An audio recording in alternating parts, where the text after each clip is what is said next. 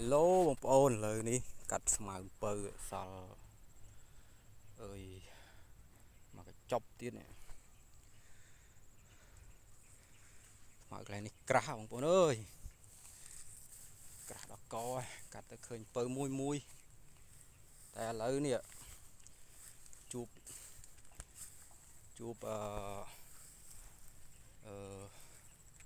យើមើលអីគេនេះចូលម៉ាយអើយអើយព្រឺខ្ញាក់នេះឃើញអត់នេះចយយ៉ាអើយនឹងចំពោះអីទៅលោកអើយលោកណែអើយញាក់សាច់មើលចំយ៉ាក់ឃើញអត់នេះណែនចំហើយប៉ុនកភ្លៅកូនក្មេងអីភ្លើងនេះចាស់ហើយនឹងទៅពុះអីទៅលោកចំហើយអត់ហ៊ានទៅចិត្តទេម្នាក់ឯងនេះឃើញអត់ចឹងណាសើមិញកាត់ឃើញសំណក់ដែរ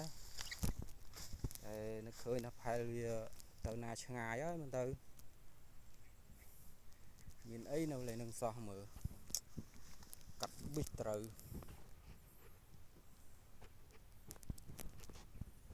កអ្នកឯងអត់ហ៊ានដាញ់វាទេ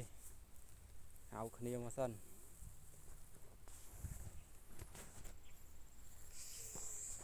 អើយ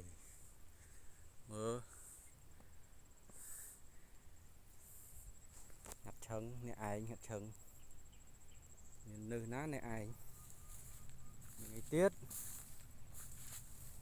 មិនហ៊ានទៅចិត្តទេមើលថតទៅចិត្តតិចមើលពុះស្អីវ៉ៃរនាមហ៎វានចឹង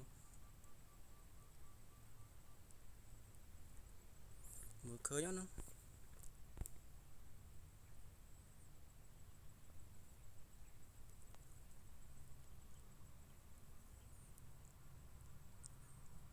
នេះមើលកលា